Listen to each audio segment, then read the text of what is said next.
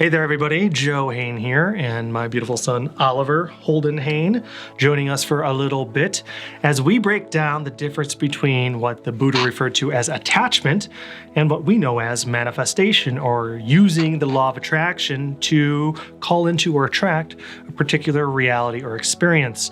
If we desire something in our life because we feel that it will be fulfilling or happy or whatever the reason is, that we're trying to actively call that into our life to attract that, would that then mean, because we desire that thing, that ultimately we're going to suffer from it? Because Buddha clearly stated that desire is the root of all suffering. So I'm going to break down the difference so we can get better acquainted with both. For a lot of us on that spiritual journey, things get interesting and we may call on certain practices and techniques and find different esoteric stuff throughout our little journey. And I wanted to help those who are either trying to use attachment and Buddhism along their journey, or those looking to manifest something in their life, to know that they're both right. There's no right or wrong, but to have a good idea of how to maybe incorporate both and realize some really cool growth. So we're going to break down some stuff there, and I'm hoping that if you're new, that you'll stick around and you'll hit the notifications button after subscribing, because I pump out a new video every single week on a bunch of different stuff to help you out find peace and purpose and happiness and fulfillment, and to know joy and self-love. And that's my ultimate purpose and passion in life. So please hit that button. Let me know if you have any questions in the comments section, because this week, if you comment, I'm going to enter you into a raffle where you can win a free consultation with me, a $200 value, where I'm going to help you along your path, discuss whatever you need. So let's break down the difference between attachment and manifestation, and let's have some fun. Say bye for now, Oliver. Bye-bye. Desire is the root of all suffering. So if we desire something and we want to manifest it into our life, does that mean it's ultimately going to make us suffer?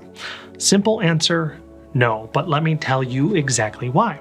I went to make myself an espresso yesterday, walked away from the machine, heard it fill up, and then heard it clang to the ground, looked over to see this. Yes, like my dog wiped its poopy butt all over my nice white carpet there. In the moment, I found myself reacting. I found myself getting super upset and frustrated. I was doing a billion things, keeping myself busy, and here I am now having to deal with this. And so through that reaction that I'm noticing I'm getting frustrated, I caught myself becoming frustrated. I had come off my line of peace, my center of peace there. So I asked myself a simple question. Do you have attachment to life being other than what it is? The answer, whenever I'm feeling an emotional response that makes me feel less than, anger, frustration, anxiety, worry, panic, depression, guilt, resentment, anything that falls under the umbrella of fear, I always ask myself that question. And it's a multiple choice answer. And the answers are A, B, C, D, and each of them is yes, yes, yes, and yes. Whenever we are experiencing an emotional reaction, it's because we have attachment to life being other than what it is. So when I asked myself that question, I knew the answer. Yes, yes, I do. And in that moment, making the realization, asking that question, centering on the truth, I released my attachment to life, therefore releasing the frustration that was the byproduct of that attachment. That is what the Buddha was referring to as attachment, is expecting life to be other than what it is, having desire for it to be something else. All right, let's continue onwards. We have a bit better understanding on attachment, but if you really want to know why it's such a bad investment for you and it will always kind of leave you in that suffering state of being, I will add a video, a link to one of the ones I did before on attachment that will really help illuminate a lot for you and help you understand when you have attachment, when you don't, why you have it, and how to release it too. So it's really, really great and profound and very helpful. Check it out. But we're going to move on to manifestation now, and understanding that having these desires is a little bit different than attachment, but there's some spillover. And with manifestation and the law of attraction, we know we have to be that which we are trying to attract. So if we really, really want something, we're not actually going to manifest it into our life because we are broadcasting an energy of desire, of want. The universe hears that and goes, give them crumbs. When they want the whole pie, give them a few crumbs. Give them just a little bit to get by, but keep them in that state of want because that's what they're broadcasting. So that's what they are attracting into their life. But when we come to the place of have, where we are occupying that space, then we are attracting that thing into our life because we are broadcasting that state of being of have.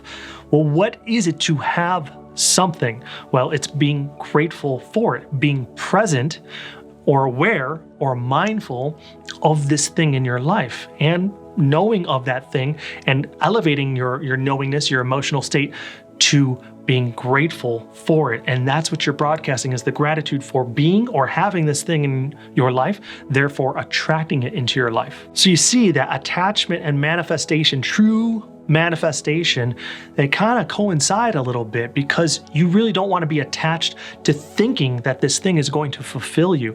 You want to be attached to the idea that you have to find peace with who you are and your life right now, find the fulfillment and the gratitude within that little space, and therefore then we can use our mind, the affirmations and visualization work and other practices and techniques of manifestation to attract that thing into our life, knowing that if I am fulfilled here and now, I'm occupying that space and I'm grateful for all the stuff in my life, all the blessings and who I am, then I can use the visualization and affirmations to attract a particular experience into my life.